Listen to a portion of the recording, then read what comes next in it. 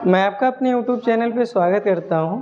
आज की जो हमारी टॉपिक है उसी में हम पढ़ेंगे नेफ्रॉन। आप जानते हैं कि नेफ्रॉन क्या होता है, मेनली ब्लड को फिल्टर करने का काम करता है। एक मेरी वीडियो है इसको लेकर के, लेकिन उसमें मैंने कंबाइन नहीं बनाया है।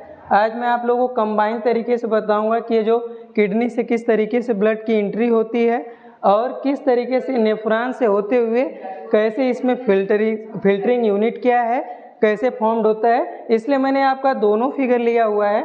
आप देखेंगे तो मैंने एक साइड की किडनी, क्योंकि आप जानते हैं कि इन ह्यूमन बींग्स 2 किडनी होती है और एक किडनी में किस तरीके की संरचनाएं होती हैं, नेफ्रॉन कहाँ पे होता है और इसका फंक्शन क्या है, इसको आप ध्यान से देखेंगे आपको शॉर्ट फॉर्म में समझ में आ जाएगा। देखिए, जब हम पढ़ते हैं ह्यूमन बींग्स में तो हम एक्सक्रीटरी सिस्टम जब पढ़ते हैं तो एक्सक्रीटरी सिस्टम में हमारा आता है किडनी।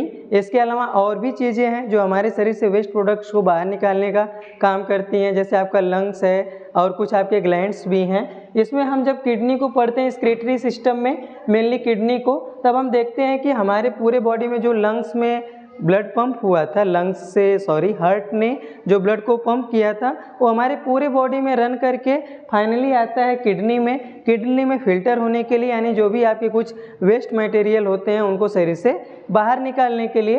तो आप देख रहे हैं, यहाँ ध्यान से देखेंगे तो यहाँ पे 2 आपके वेन है, एक आपके रीनल वेन है और दूसरी रीनल आर्टरी है। मैंने कहा कि पूरे बॉडी से जो ब्लड है वो आएगा आपका ब्लड विथ वेस्ट। देखिए यहाँ पे लिखा है ब्लड विथ वेस्ट, यानी ये ऐसा ब्लड है जो पूरे बॉडी में मूव करके आया है और फाइनली किस में एंट्री लिया है, रीनल वेन में। और रीनल वेन में जब एंट्री लेगा, ऐसे ही दूसरे साइड भी किडनी रहेगी। अगर आप उसे देखेंगे तो 2 किडनी, जो फंक्शन इस किडनी में हो रहा सेकेंड फंक्शन भी, मतलब सेम फंक्शन आपकी दूसरी किडनी में भी होता है। तो यहाँ पे पूरे बॉडी से रन करने के बाद आपका जो ब्लड है वो एंट्री लेगा आपका रीनल वेन से आएगा। और आप देखेंगे तो यहाँ पर एक छोटी सी संरचना को यहाँ पे जूम करके दिखाया गया है। मेरा मेन पर्पज इसी को आपको समझाने का है, क्योंकि इसी तरीके के मिलियंस ऑफ नेफ्रॉन जो कि किडनी में पाए जाते हैं और सबका काम है फिल्ट्रेशन यूनिट को। तो आप देखेंगे ध्यान से, यहाँ से ब्लड ने एंट्री लिया और कई मिलियंस ऑफ नेफ्रॉन होते हैं,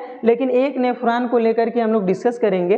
तो आप देखेंगे ध्यान से, यहाँ पे लिखा है ब्लड विथ वेस्ट, यहाँ पर भी और यहाँ पर भी तो सेम है। ब्लड एंट्री लिया यहाँ से, इसमें से एक संरचना को लेके मैं समझा रहा हूँ। ऐसे मिलियंस ऑफ नेफ्रॉन आपके होते हैं। यहाँ पे आर्टरी है यानी रीनल आर्टरी और एक क्या है, रीनल वेन। यहाँ से ब्लड एंट्री लेगा, इस वाली संरचना को हम कहते हैं बाउमैन कैप्सूल, और ये जो बंच ऑफ कैपिलरीज हैं जिन्हें हम क्या कहते हैं, ग्लोमेरुलस। अब यहाँ पे ब्लड की एंट्री होगी, यहाँ पे फिल्ट्रेशन का काम होता रहता है। फिर इसके बाद आप देखेंगे जो इस साइड से आपके जो भी आपके वेस्ट मटेरियल है इस ट्यूब से होते हुए आगे बढ़ते हैं। जो येलो कलर की ट्यूब है यहाँ से आ करके इस कलेक्टिंग डक्ट में, यहाँ पे देखेंगे कलेक्टिंग डक्ट है, इसमें स्टोर होता है। और स्टोर होने के बाद ये जो यूरिन है यहाँ पे यूरिथ्रा के सहारे क्या होता है, बाहर निकलता है। उसको हम आगे पढ़ेंगे। बस आप ध्यान से देखिए कि फिल्ट्रेशन और रीएब्जॉर्प्शन होता क्या है। आपने देखा कि ब्लड ने यहाँ से एंट्री लिया, ब्लड विथ वेस्ट। अब यहाँ पे फिल्ट्रेशन का वर्क होगा। फिल्टर होने के बाद जो प्योर सब्सटेंस है वो ये ऊपर वाली नली से, मतलब सेम नली से ऊपर चला जाएगा, और जो वेस्ट मटेरियल थे यहाँ से फिल्टर होके येलो कलर की जो नली है उसमें जाएंगे।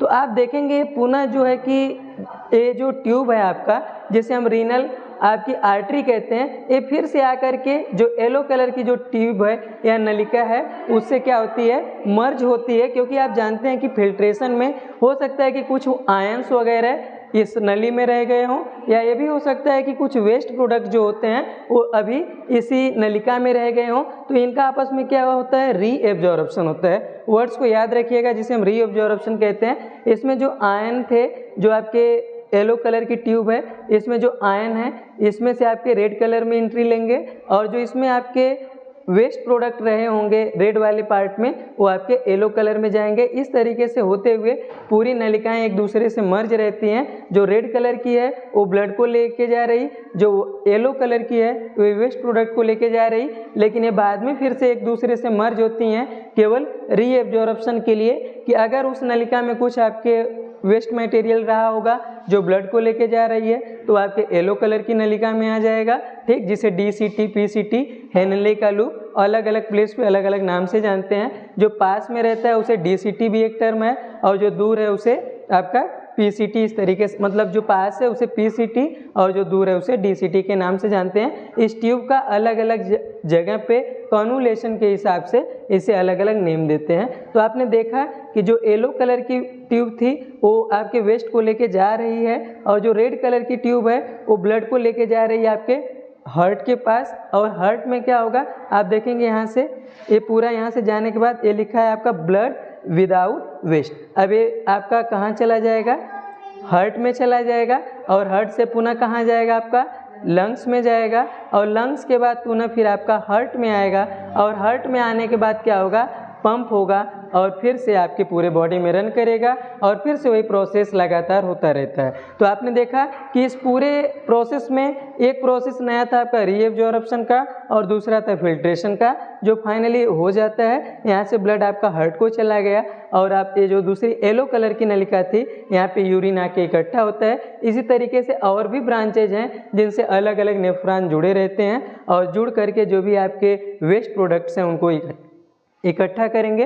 और जब हम नेफ्रॉन को पढ़ते हैं तो हम ये भी देखते हैं कि नेफ्रॉन क्या होता है। Nephron is the structural and functional unit of kidney होता है। इसकी डिफिनेशन है, कभी कभार पूछा जाता है, क्योंकि मेन फंक्शन जो किडनी में है वो नेफ्रॉन का ही होता है। कभी कभार हम केस देखते हैं किडनी फेल्योर वगैरह की, तो इसमें यही होता है, जो नेफ्रॉन होते हैं वो सही तरीके से या सही ढंग से काम नहीं करते, तो हम कहते हैं कि किडनी खराब हो गई।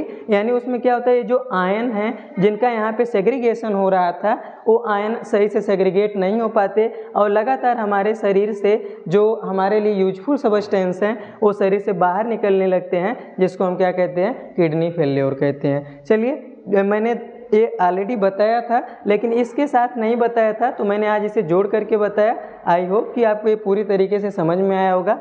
मिलते हैं अगली वीडियो में, तब तक के लिए धन्यवाद।